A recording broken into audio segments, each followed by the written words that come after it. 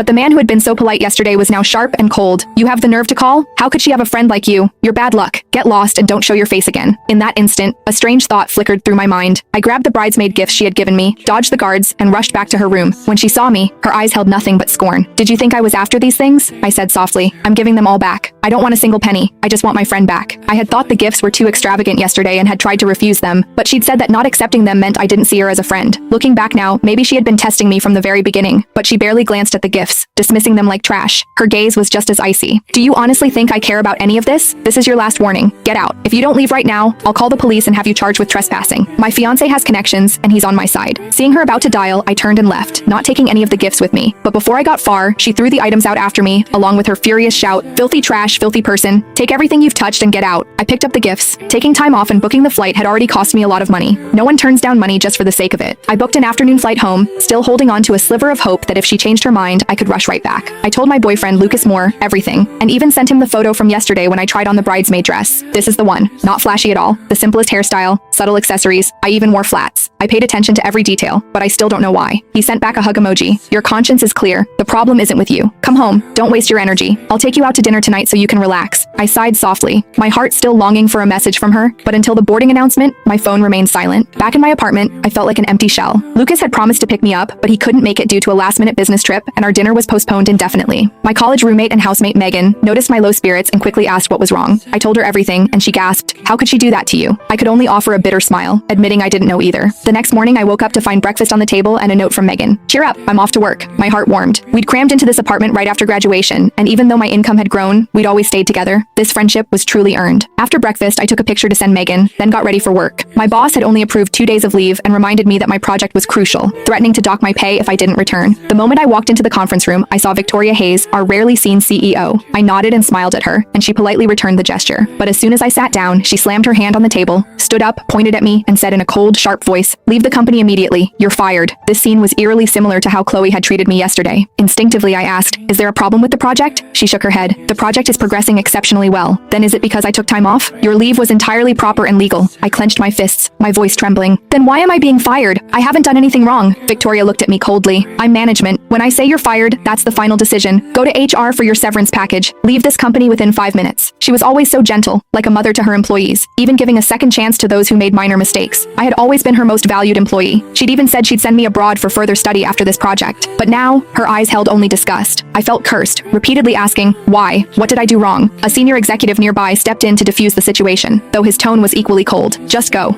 If you push the CEO too far, that severance pay won't be enough to cover what you'll owe." I understood. I couldn't afford to fight. As I left the conference room, I heard colleagues